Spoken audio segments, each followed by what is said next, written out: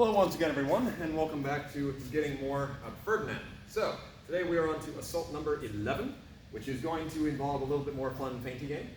The way that this works is we are both approaching up against our opponent well covered in the medium. Those can mean a couple different things. You could necessarily do it from here, but odds are you're probably here, and you're using that twitchy medium that we talked about last week to get close to him. Now, he's going to be either in the medium himself or in the inside guard, at which point, once we get to sufficient distance, we're going to incline our blade to feint toward the outside of his face to get him to turn into an outside guard.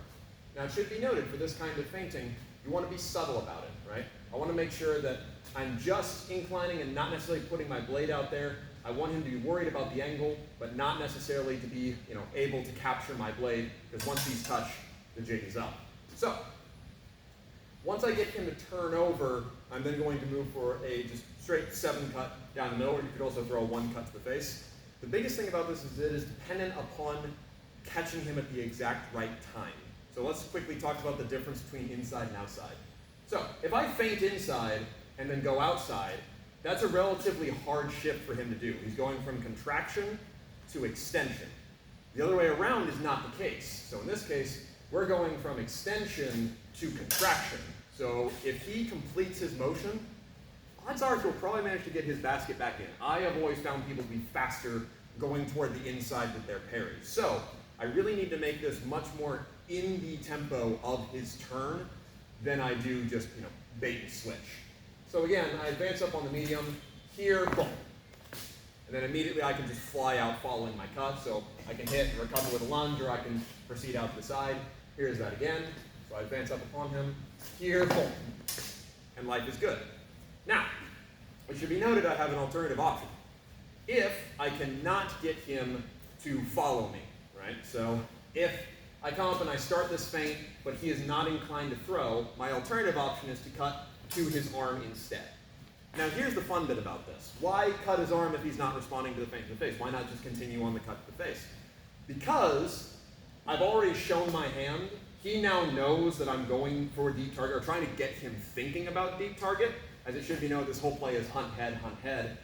He's now ready for it. And odds are, if he's smart, he's probably setting up his counter, or something along those lines. But he can't defend in and out at the same time. So if I provoke, but he doesn't move, which is hard to do, right? By letting this fall to a nearer target, that's a lot harder for him to deal with. He's thinking head, he's ready to contract in. Pushing himself back out is a lot trickier without ceding ground, which is also preferable to me because then he cannot return with a riposte of his own.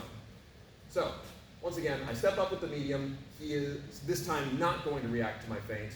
I throw to the outside of the arm. Life's good. Fly out as you normally do. So, just going over those one more time real quick, and then we'll be done. So, medium, I advance, I get in the twitch, throw my 1 cut or my 7 cut or what have you, and then fly out, or I get in the not twitch, throw onto the arm, and call it good. Either way, you're much right.